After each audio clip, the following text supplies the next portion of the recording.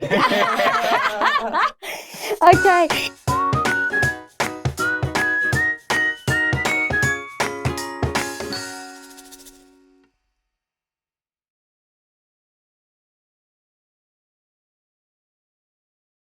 Our first question is, well, what is the role of research when it comes to early career teachers' professional development? I might throw to you first, Maria. Oh, great. Well, really, there are two roles, the personal and, of course, the professional. On a personal level, I think as a graduate teacher going into a school, you're taking with you all the things that you've learned about finding evidence, research, how you plan. That's a personal level. You've also become a teacher to become a public advocate. You are there for change in your students' lives. But there's also a professional aspect to it. And you would know, Blake, that in your first year, you're moving into becoming a teacher that has a VIT.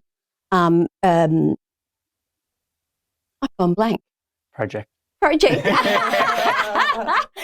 Okay, so you've got a VIT project, which moves you to full registration. That project is an inquiry-based approach, and it's based on Timperley's work. But what it is action research. And so on two levels, you're dealing with research and evidence. One, in the classroom, and the decisions that you're making and why you've become a teacher. And the second one is about becoming or being registered as a teacher and being able to demonstrate research and evidence in all the decisions that you've made documented. And so it's about showing your impact or the effect that you have in the classroom? Absolutely, absolutely. And so having students work and test scores is not enough. You want more impact, and that impact is around being able to talk about why this is important and what sort of research did you access. And that really resonates with my experience of joining the profession. You know, I went into a school context that was vastly different from anything I'd been trained in, and suddenly I was facing unknowns that I didn't know existed.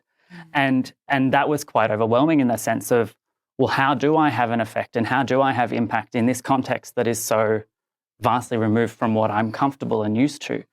And for me, research was a way to almost sort of narrow down those unknowns and regain a bit of sense of control over my classroom. I was able to sit down with my colleagues who had that really in-depth contextual knowledge and sit down with the research and go, well, how can this help me step into that classroom with a little bit more confidence and a little bit more sense of agency moving forward, because it was a completely new environment. So I think what I'm hearing there, Blake, is that you're seeing the research as a reference point to guide your practice. And for me, that's also about you seeing yourself as both an ongoing learner and an ongoing teacher, and about remaining curious about your practice and the impact that you can have both on the development of your own practice and on students' learning. And I think research can give you that reference point and guide that in a really strategic and fruitful way.